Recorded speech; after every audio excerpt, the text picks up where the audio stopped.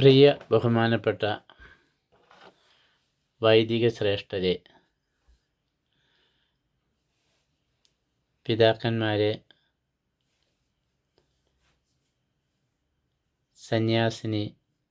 സന്യാസികളെ,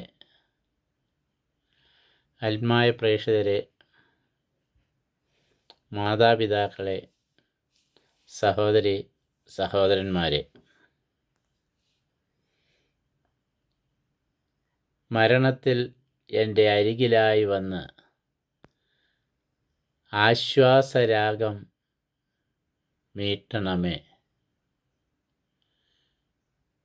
വിധിനാളിൽ നിന്റെ കരുണതൻ കൺകൾ ഒരു വട്ടം എന്നിൽ പതിയണമേ എന്നവസാനിക്കുന്ന പരിശുദ്ധാത്മാവിൻ്റെ ഒരു ഗാനം ഒരു ധ്യാനാവസരത്തിൽ കേട്ടപ്പോൾ ഗാനരചയിതാവിൻ്റെ അടുക്കൽ ചെന്ന് ആ വൈദികൻ അപേക്ഷിച്ചു, ആ ഗാനം മുഴുവൻ സ്വന്തം കൈപ്പടയിൽ എഴുതി എനിക്ക് തരണം. എനിക്ക് അത് ഇടയ്ക്കിടയ്ക്ക് വായിച്ച് ധ്യാനിക്കുവാനാണ്. ഗാനത്തിൻ്റെ അന്ത്യപാദങ്ങൾ ഒരിക്കൽ കൂടി ഇവിടെ ആവർത്തിക്കാം. മരണത്തിൽ എൻ്റെ അരികിലായി വന്ന് ആശ്വാസരാഗം മീട്ടണമേ. വിധിനാളിൽ നിന്റെ കരുണ തൻ കൺകൾ ഒരു വട്ടം എന്നിൽ പതിയണമേ. ഈ ഒരേ ഒരു ചെയ്തിയാണ് ഇദ്ദേഹത്തെക്കുറിച്ച് ഒരു ചരമപ്രസംഗം നടത്തണം എന്ന് എന്നെ പ്രേരിപ്പിച്ചത്.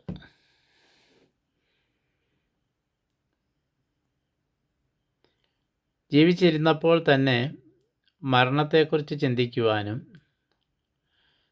മരണസമയത്ത് ആശ്വാസത്തിൻ്റെ വാക്കുകളുമായി നാം മരണക്കിടക്കയ്ക്ക് അരികിൽ എത്തണമെന്നും വിധിനാളിൽ ദൈവത്തിൻ്റെ കരുണയുടെ കൺകൾ ഒരു വട്ടം തന്നിൽ പതിയണമെന്നും ആഗ്രഹിച്ച ഈ മഹത് വ്യക്തിത്വത്തിൻ്റെ ചരമവേളയിൽ വരുവാനും അദ്ദേഹത്തിൻ്റെ വ്യക്തിത്വത്തെക്കുറിച്ച് ചരമപ്രസംഗമായി ഏതാനും വാക്കുകൾ പറയേണ്ടതും ഒരു കർത്തവ്യമായി എനിക്ക് തോന്നി.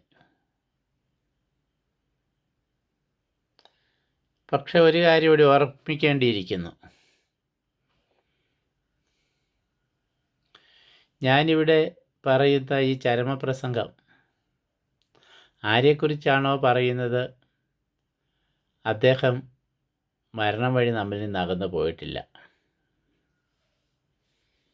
അത്ര അനാരോഗ്യകരമായ ഒരവസ്ഥയിലല്ല അദ്ദേഹം ജീവിക്കുന്നത്.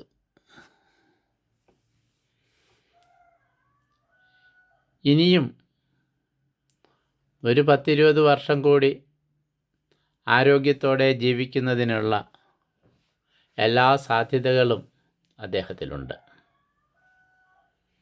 പക്ഷെ അത്ര ആരോഗ്യത്തോടെ ഇരിക്കുമ്പോഴും ഈ ചരമപ്രസംഗം മുൻകൂട്ടി നടത്തുന്നത് എന്തിന് എന്ന് നിങ്ങളിൽ ആർക്കെങ്കിലുമൊക്കെ സംശയമുണ്ടാകാം.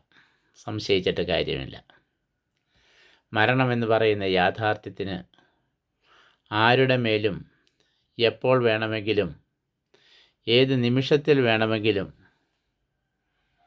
ലക്ഷ്യം വെച്ച് മുന്നോട്ട് വരാനായിട്ട് സാധിക്കും. മറ്റൊരു വാക്കിൽ പറഞ്ഞാൽ മരണം ആർക്കും എപ്പോഴും ഏത് സമയത്തും നടക്കാം.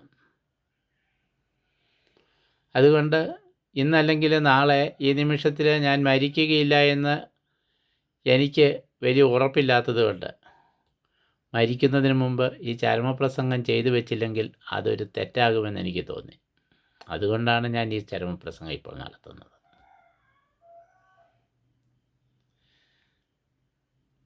പരേതനല്ലാതെ പരേതൻ എന്ന് വിശേഷണം ചെയ്യപ്പെടുന്ന, അതായത് ഈ പ്രസംഗം ആരെക്കുറിച്ച് പറയുന്നുവോ ആ വ്യക്തിയെ മനസ്സിൽ നനച്ചുകൊണ്ട് അദ്ദേഹത്തെ 1 മിനിറ്റ് വിളിക്കുകയാണ്.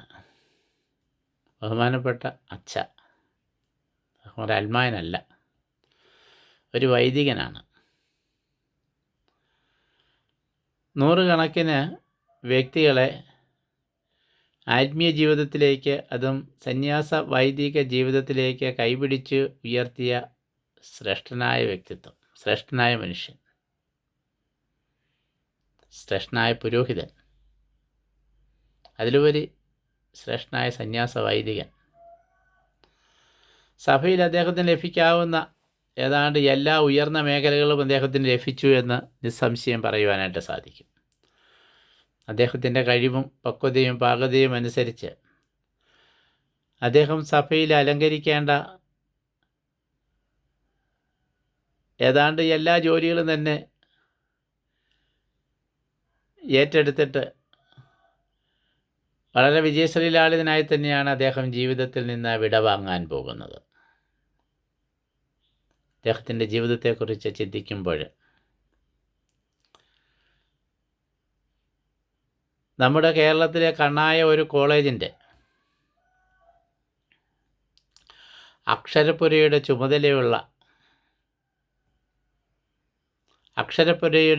ചുമതല ഏറ്റെടുത്ത് ഭംഗിയായി നിർവഹിച്ച് സർവർക്കും സംപ്രീതനായി ജീവിച്ച് കടന്നുപോയ ഒരു സാധു മനുഷ്യൻ, ആ മനുഷ്യൻ്റെ മകനായി ജനിക്കുവാനുള്ള ഭാഗ്യം അദ്ദേഹത്തിന് ലഭിച്ചു. അമ്മ ആദർശയോഗ്യയായ ഒരു കുലീന സ്ത്രീ. നന്മയും സ്നേഹവും താല്പര്യവും ഒക്കെ ഇദ്ദേഹത്തിൽ നിറച്ചത് ആ അമ്മയിൽ നിന്നും അപ്പരിൽ നിന്നുമാണ് എന്ന് നമുക്ക് ന്യായമായും വിശ്വസിക്കാം. ഇന്ന് അദ്ദേഹം മരണക്കിടക്കയിൽ കിടക്കുമ്പോൾ അദ്ദേഹത്തിൻ്റെ കുടുംബത്തിൽ നിന്നും അദ്ദേഹം അംഗമായിരിക്കുന്ന സന്യാസ സമൂഹത്തിലേക്ക് 1/4 ഡസനിലേറെ കുടുംബാംഗങ്ങളെ കൊണ്ടുവരാനും വൈദികരാക്കാനും സാധിച്ചു എന്ന ചാരിതാർത്ഥ്യത്തോടെയാണ് അദ്ദേഹം ഇവിടെ നിന്ന് കടന്നു പോകുന്നത്. നാമൊക്കെ മരിക്കുകയും കത്തോലിക്ക വിശ്വാസിയായി മരിക്കുകയും മരണക്കിടക്കയിൽ കിടക്കുമ്പോൾ നാം വഴി നമ്മുടെ കുടുംബാംഗങ്ങളിൽ ഒരാൾ പോലും സന്യാസ വൈദിക ജീവിതത്തിലേക്ക് പ്രവേശിച്ചിട്ടില്ല എങ്കിൽ നമ്മുടെയൊക്കെ ആത്മാക്കൾ രക്ഷ പ്രാപിക്കുമെന്ന് ഞാൻ വിശ്വസിക്കുന്നില്ല.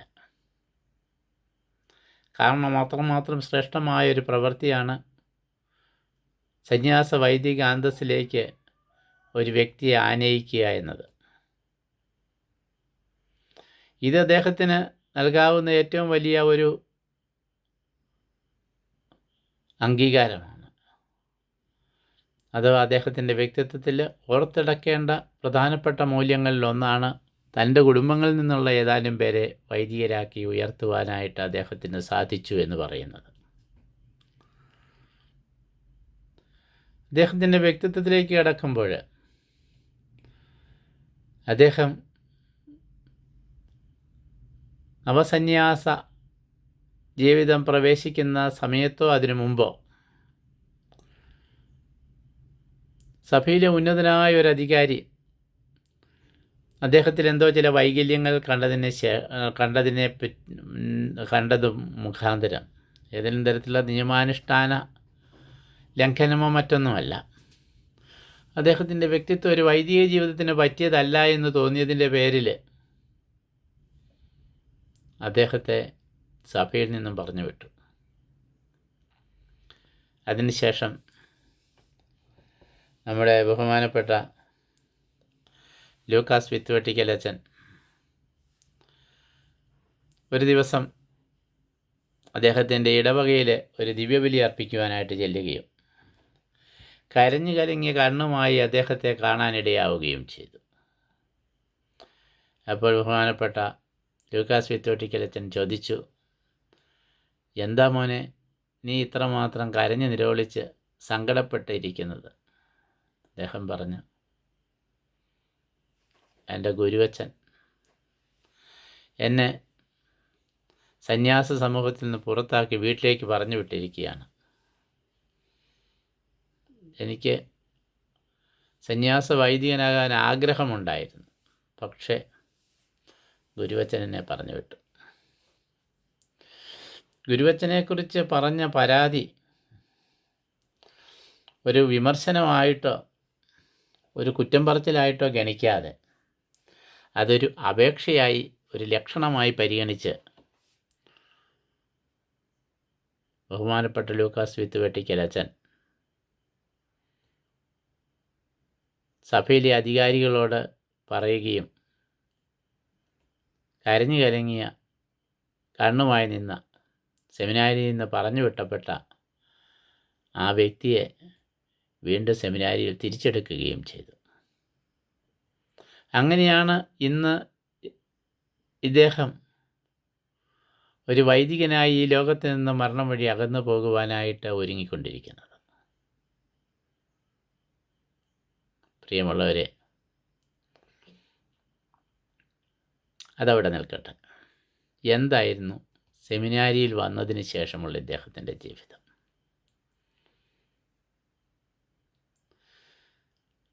സെമിനാരിയിൽ എന്ന് പ്രവേശിച്ചോ അന്ന് മുതൽ സന്യാസ വൈദിക നിഷ്ഠകളോടും നിയമങ്ങളോടും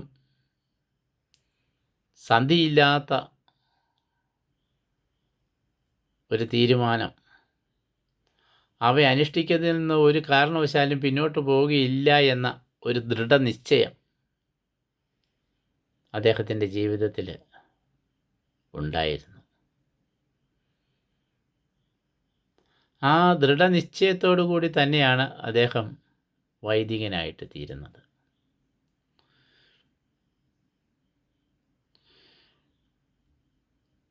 കുരിശിൽ കിടന്ന് ജീവൻ പിടയുന്ന ക്രിസ്തു മരണനിമിഷം വരെയും കുരിശിൻ്റെ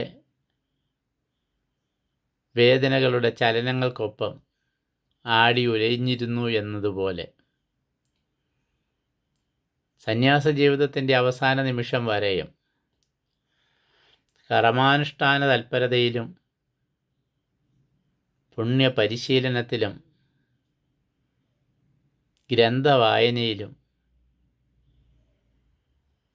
ജ്ഞാന ഉപദേശത്തിലും കൂദാശ പരികർമ്മത്തിലും ജീവിക്കേണ്ടവനാണ് ഓരോ വൈദികനും, പ്രത്യേകിച്ച് ഓരോ സന്യാസ വൈദികനും. അവന് സബാറ്റിക്കൽ ഇയർ എടുക്കാൻ അവകാശമില്ല, അവന് വിശ്രമിക്കുവാൻ അവകാശമില്ല. മരണത്തിൻ്റെ അവസാന ശ്വാസം വരെയും പാസ്റ്റൽ വർക്ക് അവൻ്റെ കൂടപ്പിറപ്പായിരിക്കണം. ഒരു വൈദികൻ്റെ പേരിന് നേരെ പാസ്റ്റൽ വർക്ക് എന്ന് എഴുതുന്നത് ആ വ്യക്തിയോട് ചെയ്യാവുന്ന ഏറ്റവും വലിയ അപരാധമാണ്. കാരണം അത് എഴുതി ചെയ്യേണ്ട ഒന്നല്ല, അവൻ മരിക്കുന്നത് വരെയും ചെയ്യേണ്ട ഒന്നാണ്. ഈ നിശ്ചയം ഈ മരണത്തിന് തൊട്ട് മുമ്പാണ് ഇദ്ദേഹത്തെ കൂടുതലായി ബാധിച്ചത്. അതിനു മുമ്പ് വരെയും സഭ നൽകുന്ന ജോലികൾ ചെയ്യുന്നതിലായിരുന്നു അദ്ദേഹത്തിൻ്റെ നിഷ്ഠ. എന്ന് പറഞ്ഞാൽ അജപാലന കർത്തവ്യങ്ങളിൽ നിന്ന് അദ്ദേഹം മാറി നിന്നു എന്ന് അതിനർത്ഥമില്ല. എന്തുമാകട്ടെ, വൈദികനായ ശേഷം പേരെടുത്ത ഒരു പള്ളിക്കൂടത്തിലെ അധ്യാപകനായിട്ടാണ് അദ്ദേഹം ജോലി ചെയ്തത്, അതും സയൻസ് അധ്യാപകനായിട്ട്. അദ്ദേഹത്തിൻ്റെ പല വിദ്യാർത്ഥികളും എന്നോട് സംസാരിച്ചിട്ടുണ്ട്. അദ്ദേഹം അധ്യാപകനായിരുന്ന അവസരത്തിൽ പരിശീലനം സിദ്ധിക്കപ്പെട്ട ആ വിദ്യാർത്ഥികൾ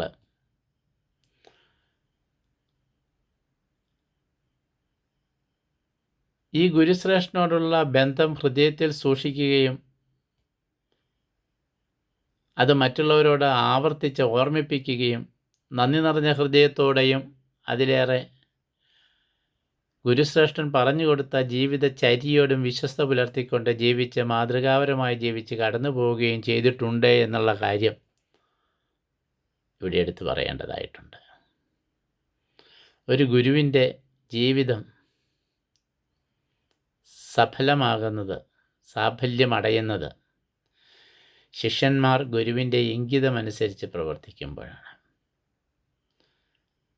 ക്രിസ്തുവാകുന്ന ഗുരുവിൻ്റെ ഇംഗിതമനുസരിച്ച് പ്രവർത്തിച്ച ഒരുപിടി ശിഷ്യന്മാരുടെ പിന്തുടർച്ചയാണ് നാം ഇന്ന് എത്തി നിൽക്കുന്ന നമ്മുടെ ഈ സഭ. അപ്പോൾ ശിഷ്യന്മാർ ഗുരുവിനെ ശിരസാ വഹിച്ച് അടുത്ത തലമുറയിലെ ഗുരുവിനെ ഉയിർപ്പിക്കുന്നു, ഗുരുവിനെ വീണ്ടും ജീവിപ്പിക്കുന്നു, പുനർജീവിപ്പിക്കുന്നു. ഈ ദൗത്യമാണ് ഇദ്ദേഹവും തൻ്റെ ജീവിതത്തിലൂടെ നിർവഹിച്ചത്.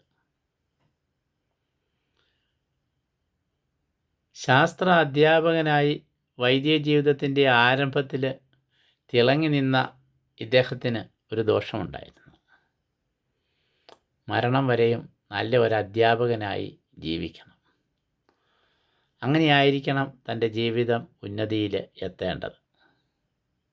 അതിന് അദ്ദേഹം കടുംപിടുത്തം പിടിച്ചു. എല്ലാ അധികാരികളോടും അദ്ദേഹം അപേക്ഷിക്കും, ഒരിക്കലും എന്നെ അധ്യാപന വൃത്തിയിൽ നിന്ന് മാറ്റരുതേ എന്ന്. അത്രമാത്രം അധ്യാപന രംഗത്ത് പ്രവർത്തിക്കുവാൻ അദ്ദേഹം ഇഷ്ടപ്പെട്ടു. അങ്ങനെ പ്രവർത്തിച്ചു വരവേ സഭയിലെ ഒരു പ്രതിസന്ധി ഉണ്ടായി. സഭയിലെ നവസന്യാസികളെ പരിശീലിപ്പിക്കുവാൻ ഉത്തമനായ ഒരു വൈദികനെ ആവശ്യമുണ്ട്.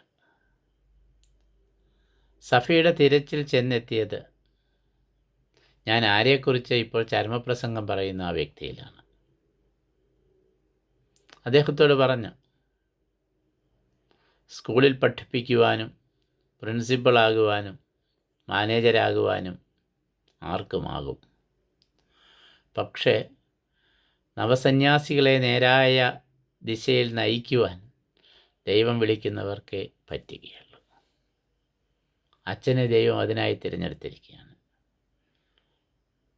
അച്ഛൻ നിരുപാധികം ചെയ്തുകൊണ്ടിരിക്കുന്ന ജോലി ഉപേക്ഷിച്ച് നവസന്യാസ ഗുരുവായി ചേരണം, പ്രവർത്തിക്കണം.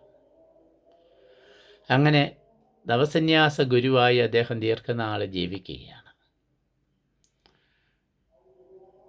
ഒട്ടേറെ യോഗാർത്ഥികളെ നവസന്യാസ ഭവനത്തിലേക്ക് നവസന്യാസത്തിന് ലഭിച്ചപ്പോൾ അവർക്ക് ആദ്യ പാഠം മുതൽ അന്ത്യപാഠം വരെ പറഞ്ഞു കൊടുത്ത് ബോധ്യപ്പെടുത്തി ഉറപ്പിച്ചതിന് ശേഷമാണ് അവരെ വ്രതം ചെയ്യുവാൻ ഈ ഗുരുശ്രേഷ്ഠൻ ശ്രദ്ധിച്ചത്.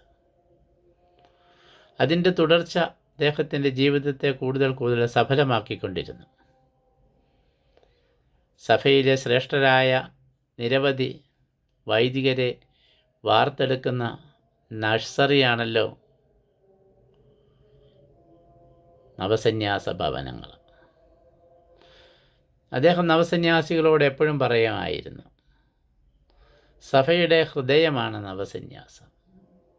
ഹൃദയത്തിൻ്റെ ഇടിപ്പ് നിന്നാൽ സഭയുടെ ജീവൻ നിലച്ചു പോകും.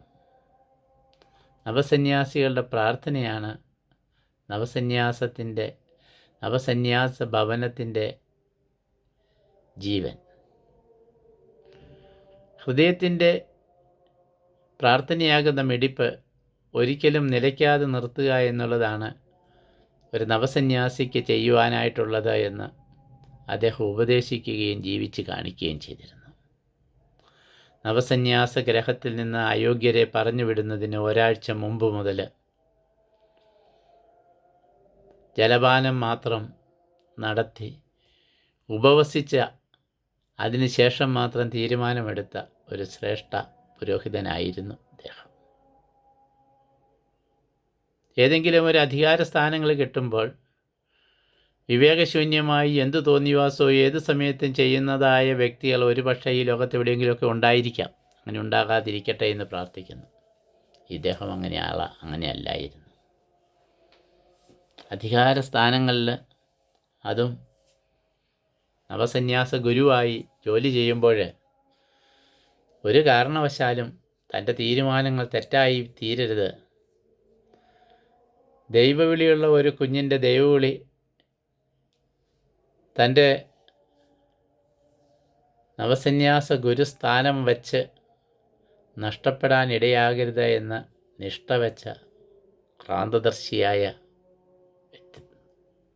സന്യാസ വൈദികൻ. അദ്ദേഹത്തിൻ്റെ ജീവിതം മുന്നോട്ട് തുടർന്നു. സഭയിലെ ഉന്നതമായ പല സ്ഥാനങ്ങളും അദ്ദേഹത്തിന് ലഭിച്ചു. വലിയ വലിയ അധികാര സ്ഥാനങ്ങൾ ലഭിച്ചപ്പോൾ അദ്ദേഹത്തിൻ്റെ വിശുദ്ധ ജീവിതത്തെ അത് കുറേയൊക്കെ സാരമായിട്ട് പ്രതികൂലമായിട്ട് ബാധിക്കുവാനായിട്ട് തുടങ്ങി. അങ്ങനെ അദ്ദേഹം വ്രതം ചെയ്ത സമയത്ത് അദ്ദേഹം നിഷ്ഠയെടുത്ത് ധരിച്ചിരുന്ന 4-5 കഷ്ണങ്ങളുള്ള തൻ്റെ സന്യാസ വസ്ത്രങ്ങളിൽ ഓരോന്നോരോന്നായി അദ്ദേഹം ഉപേക്ഷിച്ചു. എന്തിനവസാനം പാൻറ്റും ഷർട്ടും ഇട്ട് അദ്ദേഹം നടക്കാൻ തുടങ്ങി. ഒരിക്കലും സന്യാസ വസ്ത്രത്തിലല്ലാതെ പൊതുജനങ്ങളുടെ ഇടയിൽ പ്രത്യക്ഷപ്പെടാതിരുന്ന അദ്ദേഹം അവസാന കാലഘട്ടമായപ്പോൾ വെറും ഷർട്ടും പാൻറ്റുമൊക്കെ ഇട്ട് നടക്കുന്നതായി നമ്മൾ കാണുന്നു. അദ്ദേഹത്തെയും അങ്ങനെ ഇടുന്ന ആരെയും ഞാൻ കുറ്റപ്പെടുത്തുകയല്ല. അല്ല, വസ്ത്രം ഉടുപ്പിച്ചത് ഏദൻ തോട്ടത്തിൽ വെച്ച് ആണെന്ന് നമുക്കറിയാമല്ലോ. അന്ന് ഇലയുടെ വസ്ത്രത്തിലാണ് ആരംഭിച്ചത് എന്ന് അതേ യുഗത്തിലേക്ക് വീണ്ടും തിരിച്ചു പോകുന്നുവോ പോകാതിരിക്കുകയോ ഒക്കെ ചെയ്യട്ടെ, ഒന്നും നമ്മുടെ ഇവിടുത്തെ ചർച്ചാ വിഷയമല്ല. അപ്പം ഒരാളുടെ വസ്ത്രമോ വസ്ത്രധാരണ രീതികളോ അല്ല ഒരാളെ വിശുദ്ധനാക്കി തീർക്കുന്നത്, അദ്ദേഹത്തിൻ്റെ ചെയ്തികളാണ്. എന്താണെങ്കിലും അത് മറ്റൊരു സൂചന നൽകുന്നുണ്ട്. നമ്മുടെ മുന്നിൽ മാറിക്കൊണ്ടിരിക്കുന്ന ലോകത്തിൻ്റെ ഗതിവിഗതികളും മൂല്യബോധവുമൊക്കെ നാം അറിയാതെ തന്നെ നമ്മെ പ്രതികൂലമായി സ്വാധീനിക്കും. ഓരോരോ മൂല്യങ്ങളെ നാം അറിയാതെ തന്നെ നമ്മിൽ നിന്ന് പറിച്ചു കളയും. ഇത് ഇദ്ദേഹത്തിനും സംഭവിച്ചു. അതൊരു തെറ്റാണെന്ന് നമുക്ക് കരുതുവാനാവില്ല. വീണ്ടും അദ്ദേഹം തൻ്റെ വിശുദ്ധ ജീവിത പ്രയാണത്തിനിടയിൽ അദ്ദേഹം പോലും അറിയാതെ അദ്ദേഹത്തിൻ്റെ വഴികളിൽ ചില മനോഭാവങ്ങൾ അദ്ദേഹത്തിന് തടസ്സമായിട്ട് വന്നു. അതിൽ പ്രധാനപ്പെട്ട ഒന്നായിരുന്നു തൻ്റെ ശ്രേഷ്ഠ പദവി ബഹുജനത്തിന് മുമ്പിൽ അവതരിപ്പിക്കാനായി ഏതെങ്കിലും ഉന്നതരായ വ്യക്തികളുടെ ചരമശുശ്രൂഷകളിൽ പങ്കെടുക്കുമ്പോൾ മുഖ്യ കാർമ്മികനാകണം. മറ്റാർക്കെങ്കിലും അവകാശപ്പെട്ട അദ്ദേഹത്തിൻ്റെ ബന്ധുക്കൾക്ക് മാത്രമായിട്ട് നടത്തേണ്ട ഒരു കർമ്മമാണെങ്കിലും തൻ്റെ ബന്ധുത്വവും തൻ്റെ പരിചയവും മുതലെല്ലാം വലുതാണെന്ന് വിചാരിച്ചുകൊണ്ട് ചാടിക്കേറി അത്തരം കർമ്മങ്ങൾ ചെയ്തുകൊണ്ട് അതിനവകാശപ്പെട്ട വ്യക്തികളെ മാറ്റി നിർത്തുന്ന അപാകതകളൊക്കെ നമ്മളെല്ലാവരിലും വന്നു ചേരുന്ന പോലെ ഇദ്ദേഹത്തിലും വന്നു ചേർന്നിട്ടുണ്ട്. അദ്ദേഹം അറിഞ്ഞോ അറിയാതെയോ അത് അദ്ദേഹത്തിൻ്റെ വിശുദ്ധ ജീവിതത്തിനിടയിലെ തടസ്സങ്ങളായിരുന്നു. അതവിടെ നിൽക്കട്ടെ. വീണ്ടും മുന്നോട്ട് പോകുമ്പോൾ ജീവിത പ്രവർത്തനങ്ങൾ ഏറ്റവും നല്ല രീതിയിൽ ലഭിക്കുമ്പോഴൊക്കെയും അത് തള്ളിക്കളയാനായിട്ടുള്ള ഒരു മനസ്സ് അദ്ദേഹത്തിനില്ലായിരുന്നു.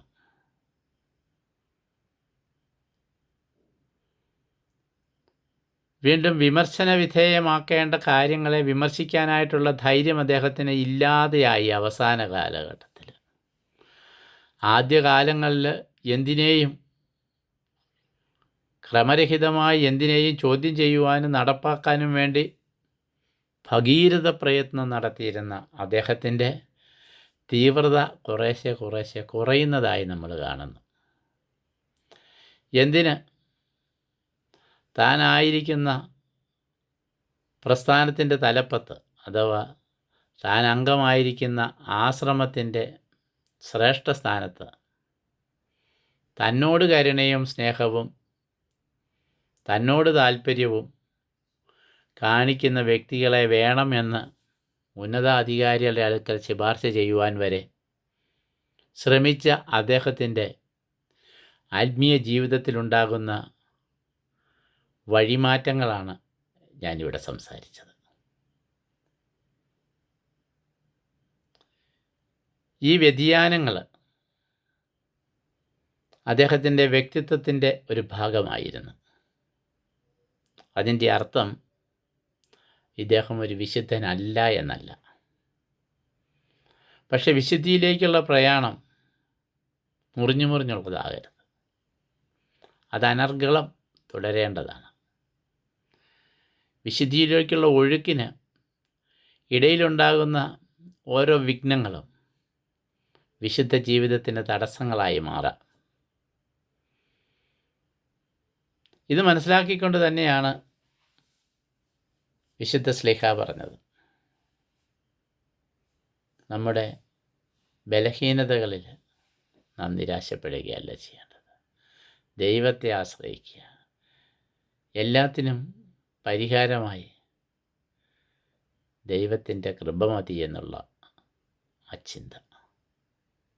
ഈ ദൈവകൃപയാണ് ഇദ്ദേഹത്തെ ഇന്ന് മോക്ഷ കവാടത്തിൻ്റെ മുന്നിലേക്ക് എത്തിക്കുന്നത് എന്ന് ഇവിടെ നിസ്സംശയം പറയുവാനായിട്ട് സാധിക്കും. പ്രിയമുള്ളവരെ, ഈ വലിയ വ്യക്തിത്വത്തെ യാത്രയയച്ചു വിടുമ്പോൾ അദ്ദേഹത്തിൻ്റെ അജപാലന തീക്ഷ്ണതയെ നമുക്ക് മറക്കാൻ സാധിക്കില്ല. കേരളത്തിന് പുറത്ത് കുറഞ്ഞത് 2 സംസ്ഥാനങ്ങളിലെങ്കിലും അദ്ദേഹം വിജയകരമായി ജോലി ചെയ്തിട്ടുണ്ട്. അജപാലന രംഗത്തെ ശ്രേഷ്ഠമായ പ്രവർത്തനങ്ങൾ ഇന്നും ഹൃദയത്തിൽ സൂക്ഷിക്കുകയും അദ്ദേഹം ആയിരുന്ന സ്ഥലങ്ങളിൽ വലിയ ആരാധനാ സമൂഹങ്ങളെ നെഞ്ചോട് ചേർത്ത് വളർത്തിയെടുക്കുവാനുമൊക്കെ സാധിച്ചു എന്നത് നിസ്സാരമായൊരു കാര്യമല്ല.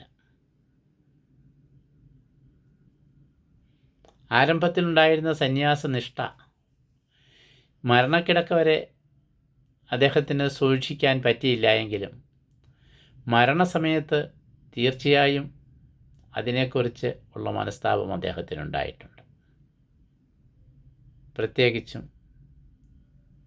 മരണത്തോട് അടുത്ത ദിവസങ്ങളിൽ, അടുത്ത നാളുകളിൽ, ആരോഗ്യമുള്ള സമയം അത്രയും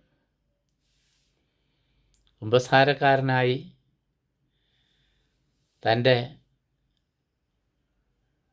താൻ അംഗമായിരിക്കുന്ന ആശ്രമ ദേവാലയത്തിൽ സാധിക്കുമ്പോഴെല്ലാം എത്തി അനുതാപികളെ ദൈവത്തിലേക്ക് അടുപ്പിക്കുന്ന പരിശുദ്ധ കുമ്പസാരം എന്ന കൂദാശ നൽകുന്നതിൽ അദ്ദേഹം നിഷ്ഠ വച്ചിരുന്നു.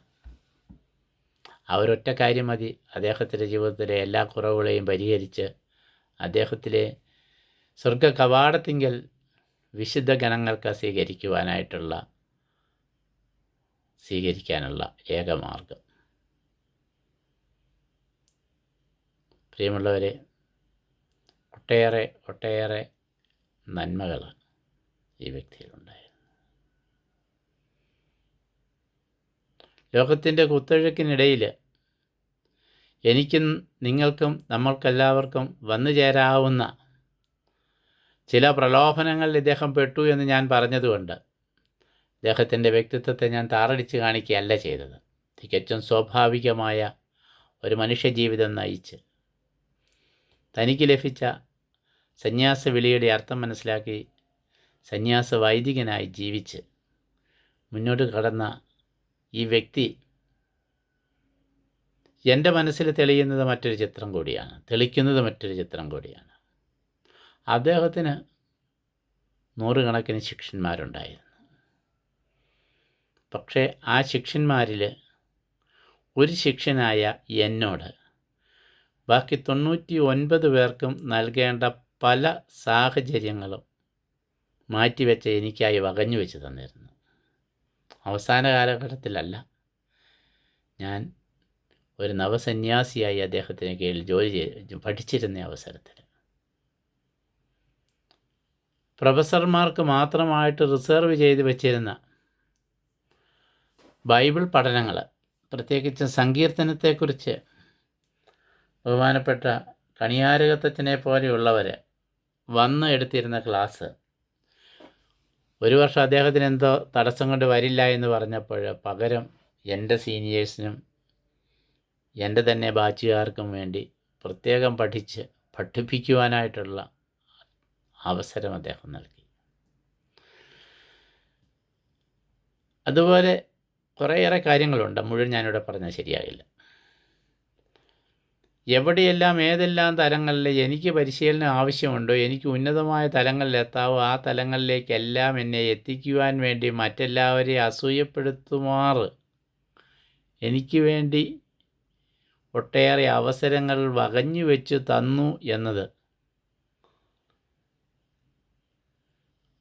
ഒരു നന്മയാണ് എന്ന് എനിക്ക് പറയാനായിട്ട് സാധിക്കില്ല. പക്ഷേ എന്നെ സംബന്ധിച്ച് ഒരുപക്ഷെ ഇന്ന് ഈ നിലയിൽ വളരുവാനായിട്ട് വലിയ വളർച്ച എത്തിയെന്നല്ല അർത്ഥം. ഇവിടെ ഇങ്ങനെ ഒരു ചരമപ്രസംഗം പറയുവാൻ മാത്രമുള്ള ഒരു യോഗ്യത എനിക്ക് കിട്ടത്തക്ക രീതിയിൽ എന്നെ വളർത്തിയെങ്കിൽ അദ്ദേഹം എനിക്ക് നൽകിയ അവസരങ്ങളാണ് എന്ന് ഞാനിവിടെ നന്ദിപൂർവ്വം ഓർമ്മിക്കുകയാണ്. അദ്ദേഹത്തിൻ്റെ കുടുംബത്തിൽപ്പെട്ട ഒരുപിടി വൈദികർ, അവരാണ് ഇന്ന് നമുക്ക് പ്രതീക്ഷ. അദ്ദേഹത്തിൻ്റെ ജീവിതം വഴി സഭയ്ക്കും സമൂഹത്തിനും ലഭിച്ച നന്മകൾ ഞാൻ സൂചിപ്പിച്ച അദ്ദേഹത്തിൻ്റെ കുടുംബത്തിൽ നിന്നുള്ള വൈദ്യർ വഴി ഇന്ന് നമുക്ക് ലഭിച്ചുകൊണ്ടിരിക്കുന്നു.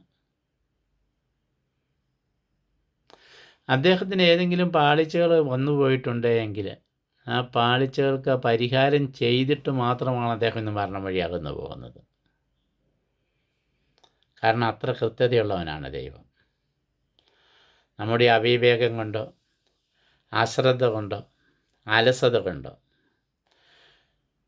നാം ഏതെങ്കിലും വ്യക്തികളെ ഏതെങ്കിലും വിധത്തിൽ നമ്മുടെ സ്വാർത്ഥ ലാഭത്തിന് വേണ്ടി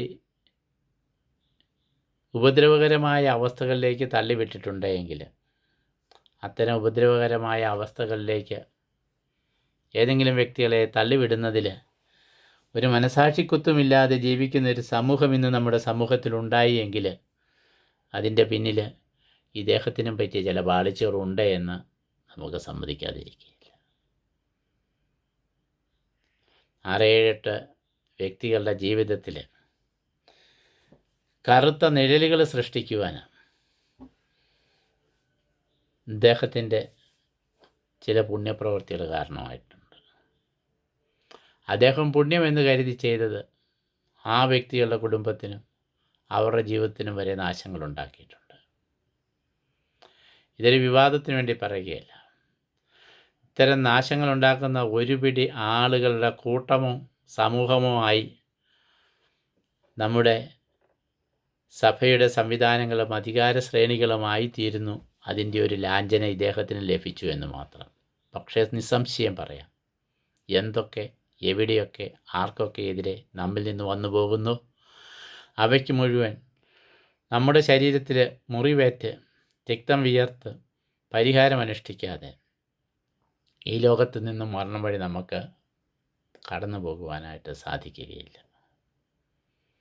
മരണം വഴി ഈ ലോകത്ത് നിന്ന് പിരിഞ്ഞ് അപൂർണതകളില്ലാത്ത നിത്യസൗഭാഗ്യത്തിൻ്റെ നന്മയുടേതായ സ്വർഗ മേഖലയിൽ നമുക്ക് വ്യാപരിക്കണമെങ്കിൽ ഇവിടെ വെച്ച് തന്നെ നാം ചെയ്തു പോയ പാപങ്ങൾക്ക് പരിഹാരവും പ്രായശ്ചിത്തവും തെറ്റുതിരുത്തലും നടത്തിയേ തീരൂ.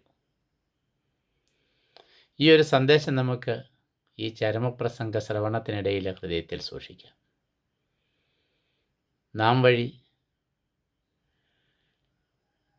ഒരു കരികില യഥാസ്ഥാനത്ത് നിന്നും മാറ്റപ്പെട്ടിട്ടുണ്ടെങ്കിൽ നാം മരണത്തിലേക്ക് പ്രവേശിക്കുന്നതിന് മുമ്പ് ആ കരികിലയെ യഥാസ്ഥാനത്ത് നിക്ഷേപിക്കാതെ മുന്നോട്ട് നടക്കുവാൻ നീതിമാനായ ദൈവം അനുവദിക്കുകയില്ല. ഈ ചരമ ശുശ്രൂഷ രംഗത്ത് ആയിരിക്കുന്ന നമുക്കൊക്കെ ഇതൊരു താക്കീതായ ഹൃദയത്തിൽ സൂക്ഷിക്കാം. നാം വഴി വേദനിച്ചവർ ഒട്ടേറെ പേരുണ്ട്. നാം വഴി മുന്നോട്ടുള്ള പ്രയാണങ്ങൾ തടയപ്പെട്ടവർ ധാരാളമുണ്ട്. വളർച്ചയുടെ പടവുകളെ തളർച്ചയുടെ പടവുകളാക്കി മാറ്റി അനേക വ്യക്തിത്വങ്ങളെ കുഴിച്ചു മൂടിയ അനുഭവങ്ങൾ നമ്മുടെ ജീവിതത്തിൽ ഉണ്ടായിട്ടുണ്ട്. അവയ്ക്കുള്ള പരിഹാരം, നാം വഴി എന്ത് തിന്മകൾ വന്നോ അത് മുഴുവൻ നന്മകളാക്കി മാറ്റുവാൻ നമ്മുടെ ശേഷിച്ച ജീവിതത്തെ ക്രമപ്പെടുത്തുക എന്നത് മാത്രമാണ്. പ്രിയമുള്ളവരെ, ഈ ചരമപ്രസംഗം ഇങ്ങനെ നീട്ടിക്കൊണ്ടുപോയാൽ ഒരുപക്ഷെ ഈ ചരമപ്രസംഗം തീരുന്നതിന് മുമ്പ് ആരെക്കുറിച്ച് ഈ ചരമപ്രസംഗം പറയുമോ അദ്ദേഹം മരിച്ചുപോയി എങ്കിൽ അദ്ദേഹത്തിന് ഈ ചരമപ്രസംഗം കേൾക്കുവാനായിട്ടുള്ള അവസരം ഉണ്ടാവുകയില്ല. അതുകൊണ്ട് തൽക്കാലം ഈ പ്രസംഗം ഇവിടെ അവസാനിപ്പിക്കുകയാണ്. ഇന്നും കുരിശിൽ ചലനമറ്റ് പൂർണ്ണമായും നിശ്ചലമാകാതെ നമുക്കായി കുരിശിൽ തൂങ്ങി പിടയുന്ന ക്രിസ്തുവിൻ്റെ മനോഭാവം നമ്മുടെ ഹൃദയത്തിൽ സൂക്ഷിച്ചുകൊണ്ട് ഈ വൈദിക ശ്രേഷ്ഠന് നമുക്ക് യാത്രാമംഗളം അർപ്പിക്കാം. അദ്ദേഹം ദീർഘകാലം ഇനിയും ഈ ലോകത്ത് ജീവനോടെ തുടരട്ടെ എന്ന് പ്രാർത്ഥിക്കാം. ദൈവം അദ്ദേഹത്തിന് വേണ്ടി നിശ്ചയിച്ചിരിക്കുന്ന മരണസമയത്ത് അരികിലെത്തി ആശ്വാസരാഗം പാടുവാൻ നമുക്ക് ശ്രദ്ധിക്കാം.